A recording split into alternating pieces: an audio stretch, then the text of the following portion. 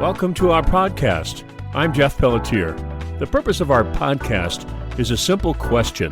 Why is Israel important? Over the next many episodes, my partner Neil Johnson and I will seek to answer this question. There are just barely over 14 million descendants of Abraham, Isaac, and Jacob in the world today, and about 5.5 million of them live in Israel. The rest are scattered across and among the nations. For the sake of our podcast, Israel is both a country and a people. Welcome back, folks, to Israel. Why is the Middle East important? Neil Johnson is here with me, Jeff Pelletier. And we're talking about Shavuot, which is the next festival after Passover. And Neil had some really interesting things to say to me about that, and we're just going to talk about that over the next few minutes. So, Neil, why is Shavuot important? Well, Shavuot is important because most people look at that with their familiarity from the New Testament, Book of Acts, that look at it as the start of the church, if you will. So that tends to be sort of the benchmark to say God started the church at Pentecost. You're talking about the Christian church. Pentecost. That's correct. But we said Shavuot, so you're saying Pentecost and Shavuot are the same. It was exactly on that day of Pentecost was the day of Shavuot. Yeah. As we talked about, it was one of the three mandatory festivals where Jews were commanded, Jewish men were commanded to make the migration, the pilgrimage to the holy city, to Jerusalem, and be present. And Shavuot was the second of the three migratory festivals after Passover. After Passover. Right, and we can read about that throughout, but most people, our audience, are familiar from the Book of Acts. And we talked about Passover in the last episode, and we said that Passover week, and then at the end of Passover week, there's 49 days. 49 days. And you count those 49 days. Yeah. So we talked about it as God gave 7 delineated festivals. The first group of 3 are kind of one festival, kind of combined into one that the Feast week. of Weeks, or whatever that is. That's right. Yeah. The Feast of Unleavened bread. Unleavened bread. There you go. I remember. What we're coming to is the fourth now. So those 3 are kind of bound together. Passover, unleavened bread, first fruits. Then you count 49 days. 49 days. And I actually did it on paper, and it came out right. But anyway.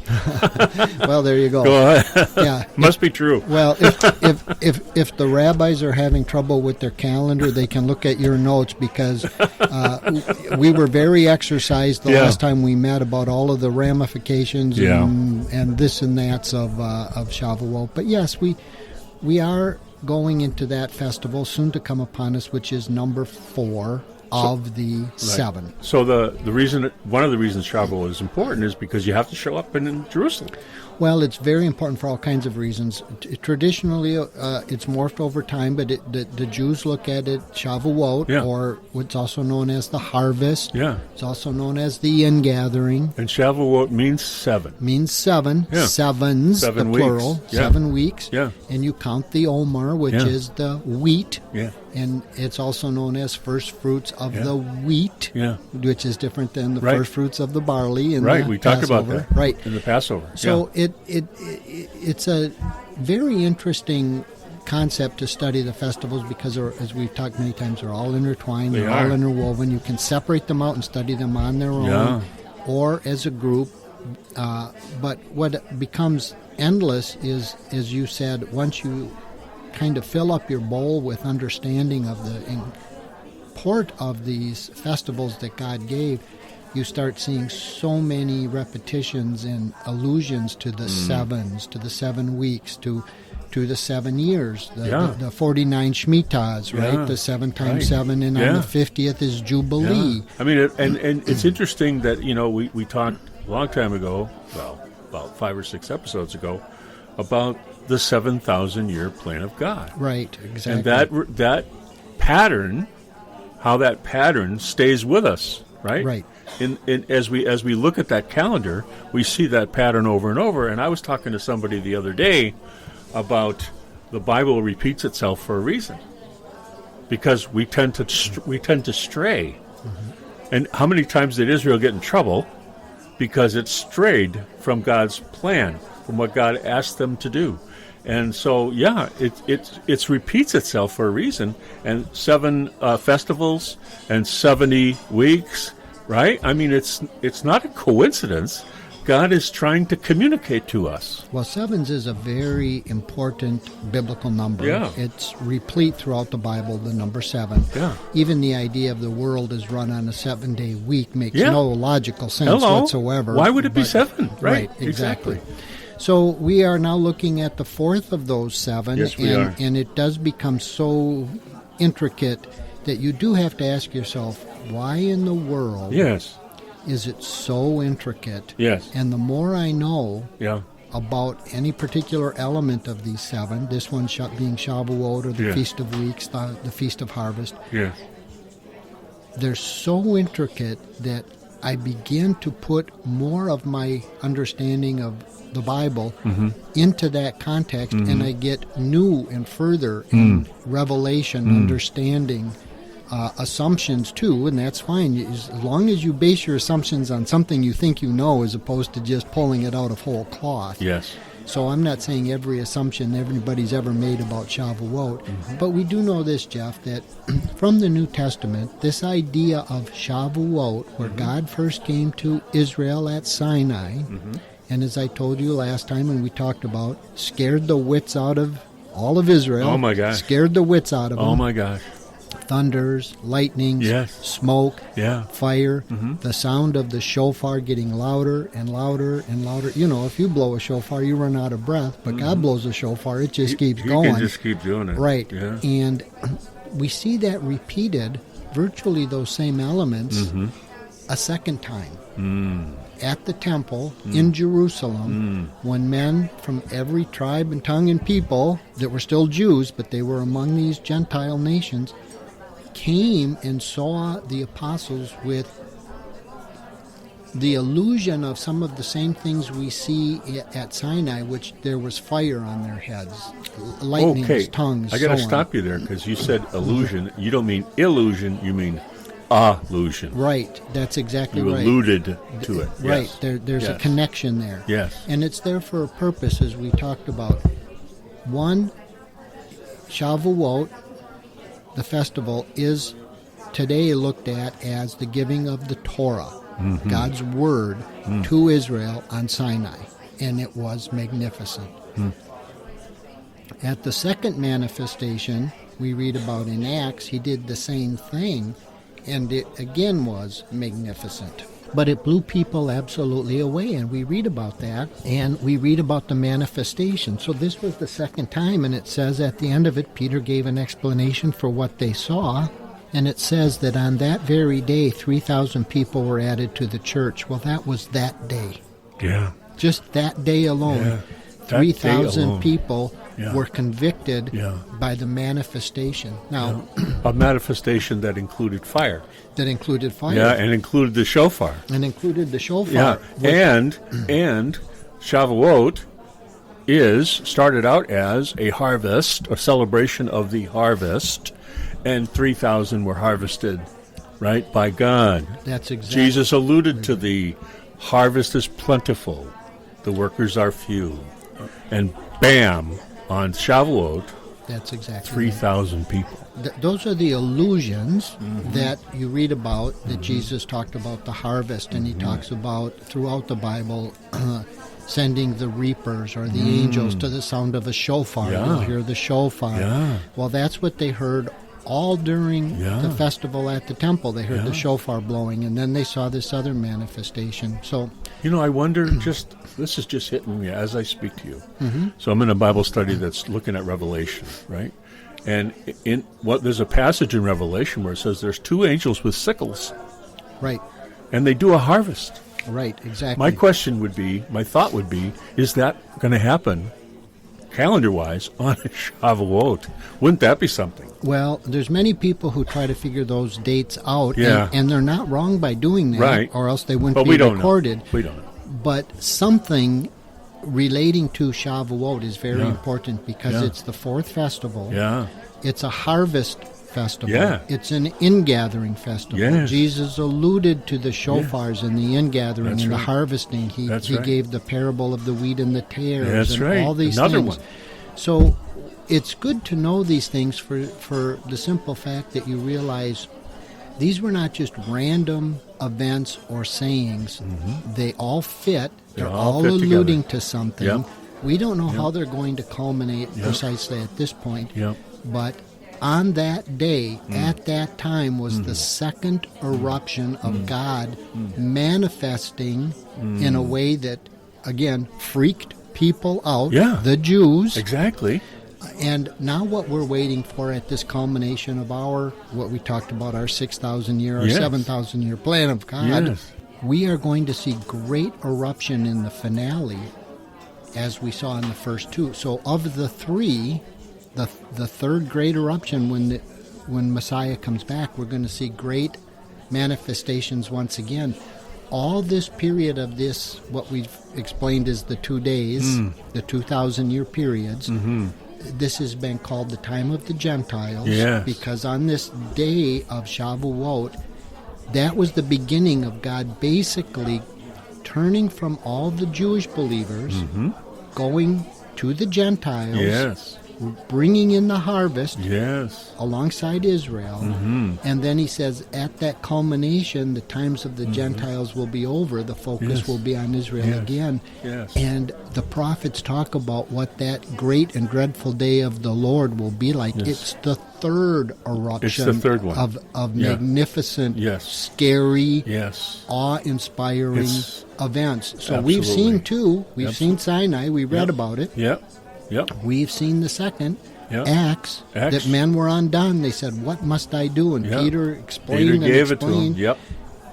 3,000 came in that very day and said, today I want to. We don't know what happened the day after and the day after Well, and the day after. it says multiple times in Acts at the beginning about many, many, many came. Right.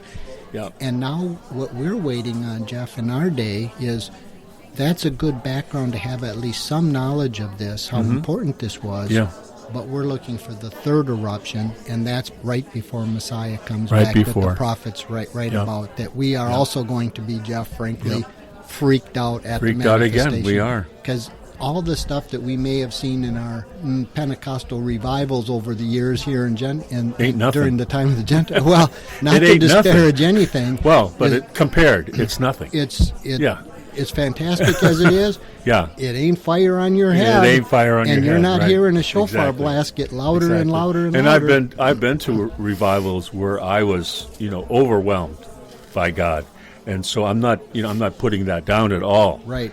It's a necessary thing. God breaks through Right. periodically and comes and shows himself in the spirit, and people are slain and people are not taken up, but miracles happen, all kinds of things happen, but it ain't going to be nothing compared to what's going to be when he comes back. That's right. And that's the third eruption. Yeah. And we're waiting for that. Yeah. And it's in our day, it seems like. Whether you and I get to see it or not, it's still Yeah. our day. Yeah.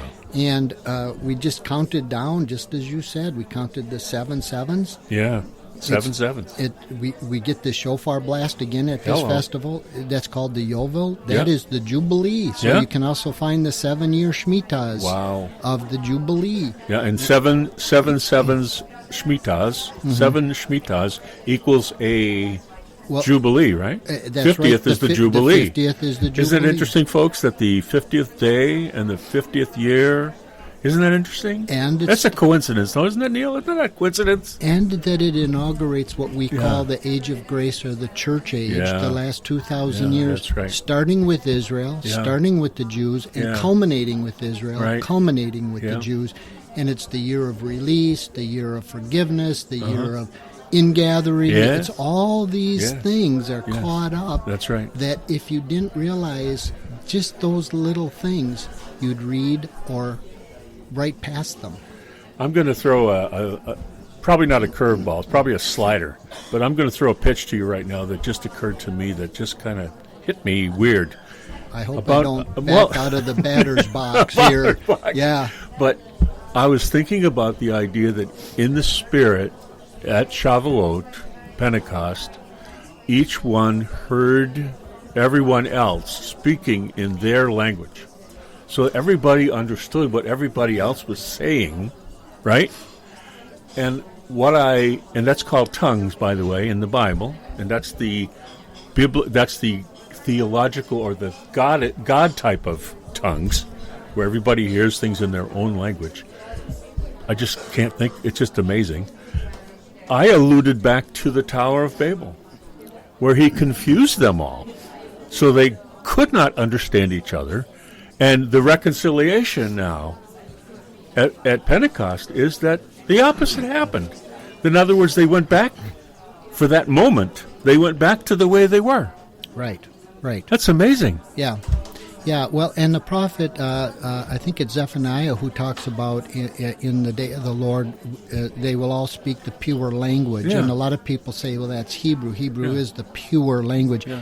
It may or may not be, but what we do know, it's certainly not going to be English or German or French or whatever. Right, That's right. not the pure language. Right. It's at least going to be a pre-Tower of Babel language, whether it's Whatever Hebrew that was. and it could be Hebrew, Exactly, but whatever could it be. was, it Yeah. will be that pure Yeah. restoration. You personally believe that it will be Hebrew? That what your personal belief is? There's a lot of evidence that it is. Uh-huh. There's a lot of Yeah. innuendo that it's Yeah. Hebrew. Yeah. God did speak a language to Moshe Yes. and talk to him. Yes. So he talked to him in some language that he Yeah. understood. It could have even been Egyptian for all we know. it It just could have. doesn't make sense. Yeah. But there's, maybe we're getting off on another show here, but there's so much inference that the pure language could be Hebrew. Could be Hebrew, yeah. But it's certainly not Yeah. going to be any of the other languages No. on earth Well, that it'll we be know interesting. today. Yeah. It'll be interesting to see, and we get to see it. Whether we're here or with Jesus, we get to see that, and that'll be cool. Right. Okay, so Shavuot, it's a celebration of the harvest. It's a first fruits offering, right?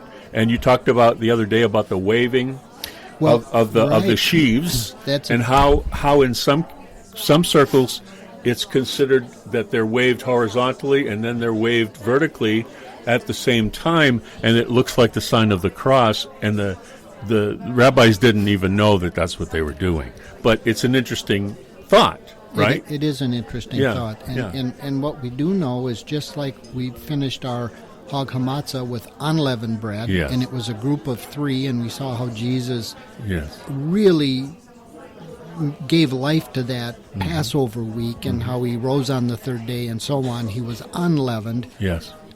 This festival, it's very telling that they said, not only do you have, again, 2 loaves of bread, but you're very much specifically commanded, and they will be made out of leaven. So it's Yes. like, this is for, Yes. they're not separated this way, but the way of thinking is those first 3 are what Jesus, our Messiah, God did. Mm-hmm. This festival of Shavuot is for the humans, and those wave offerings, those loaves of bread, are full of sin. And it harkens back to... That's because of the leaven. That's because of the leaven. And we talked about in Passover, no leaven at all, because it represents sin. It represents sin, Yeah. and the high priest would wave it before the Lord up and down and side to side, and many people have said, well, that's a cross, okay, whatever you see in right. it, but that's what they did Yep. do. Yep.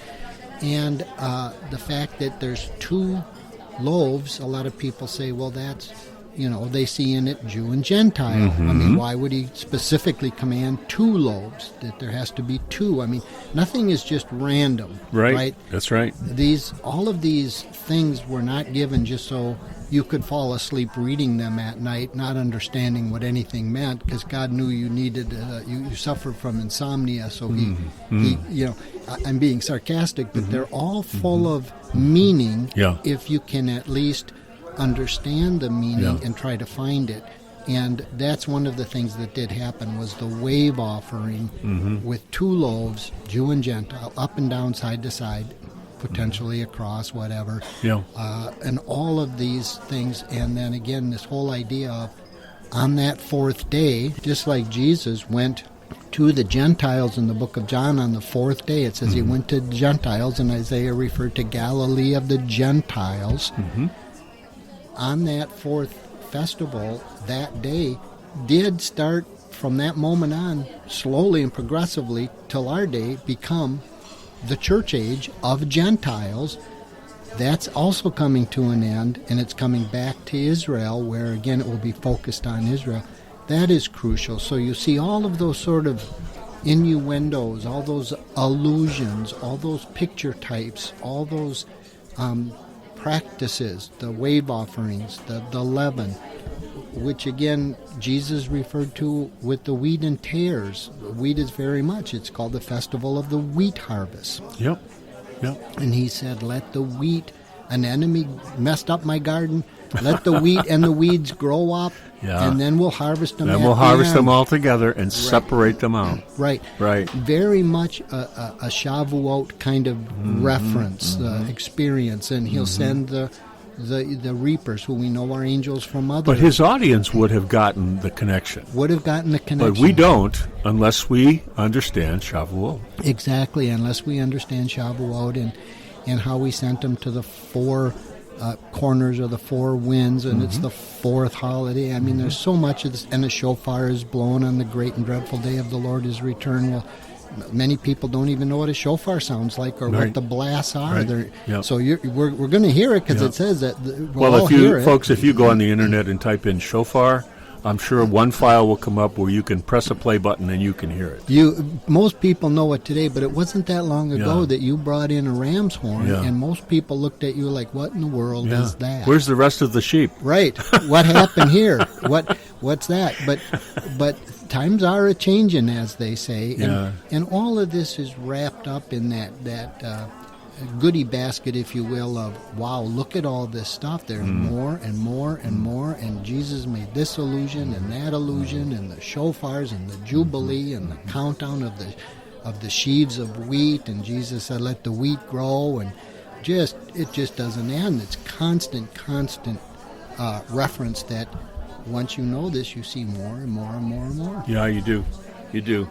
So, Neil, it's an amazing thing to me for a Gentile, which I consider myself a Gentile, who is now understanding my Jewish roots. Okay, but as I do that, I was just thinking a second ago as you were talking about how not being prepared as a Gentile, as a Christian today, how not being prepared will lead us to be tempted in all kinds of ways, right? I mean, we're informing people that the Gentile age or the church age is coming to a close and the Israel stage is coming in, and if we don't get the connection, we could be led astray by all kinds of false doctrine. Yeah, that's exactly right.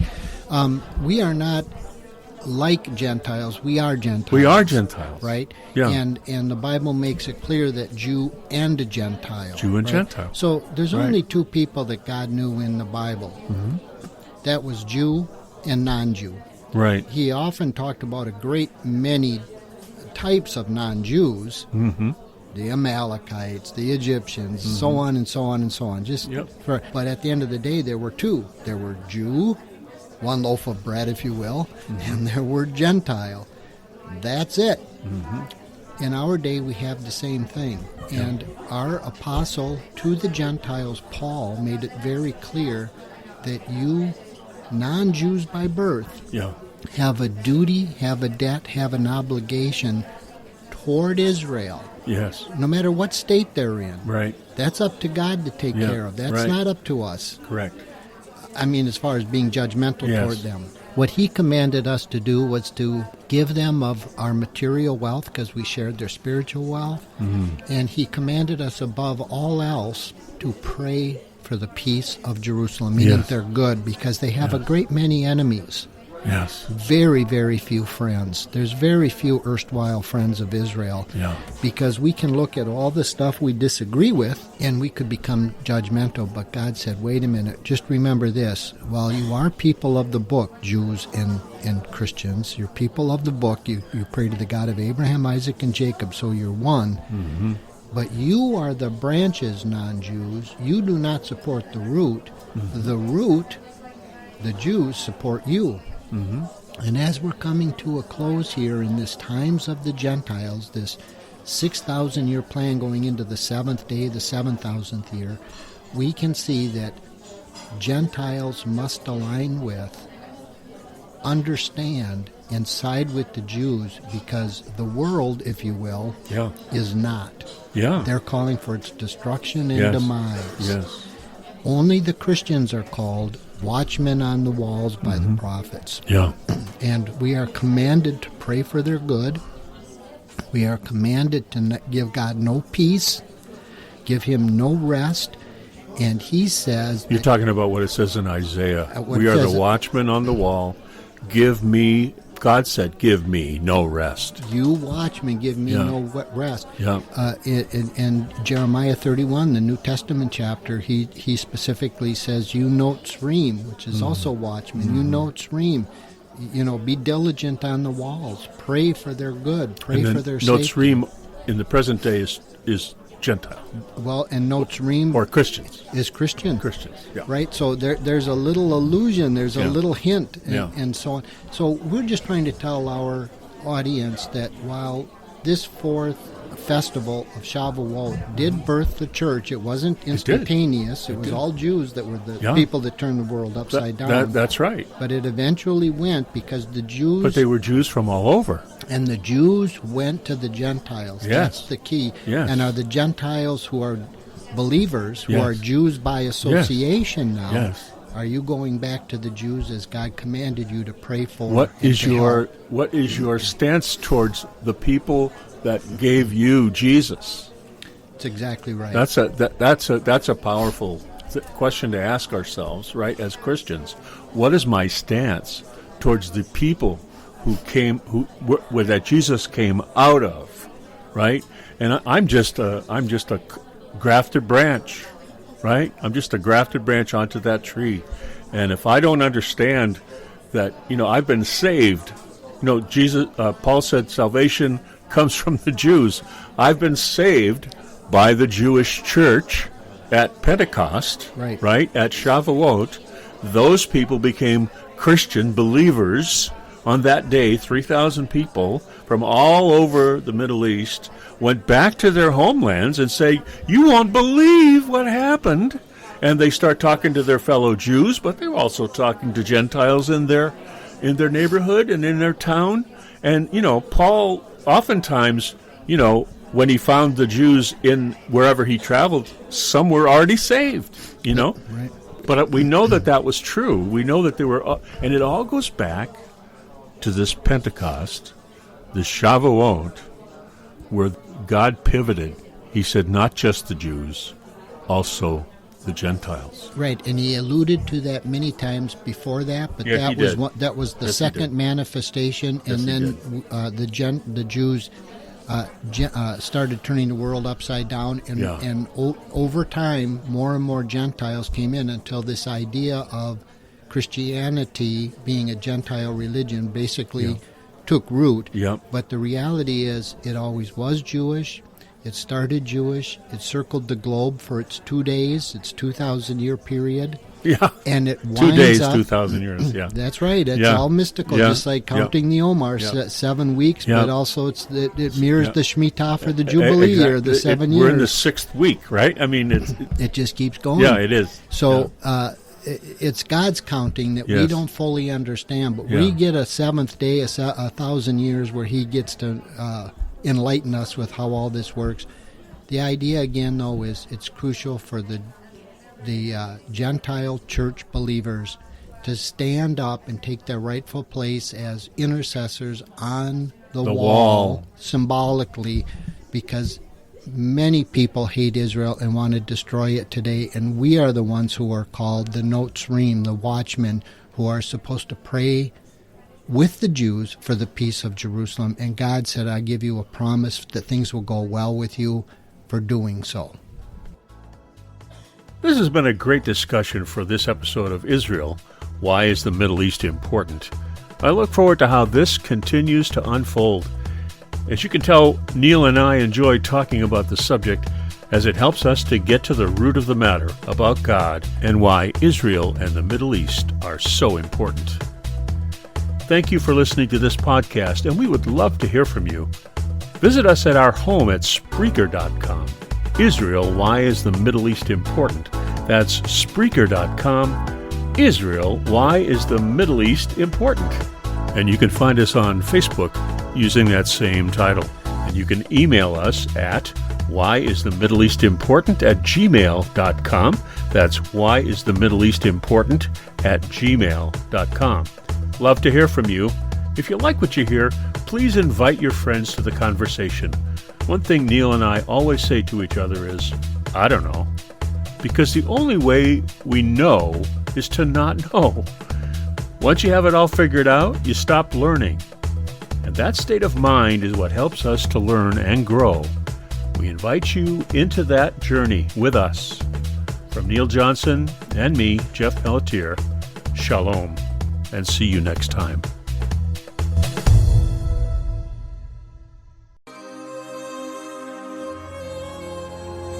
יברכך אדוני וישמרך,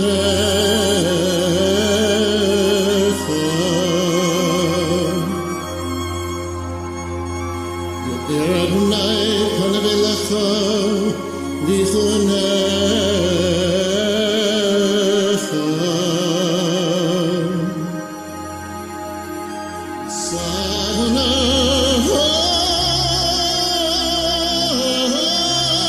פניו אליך וישם לך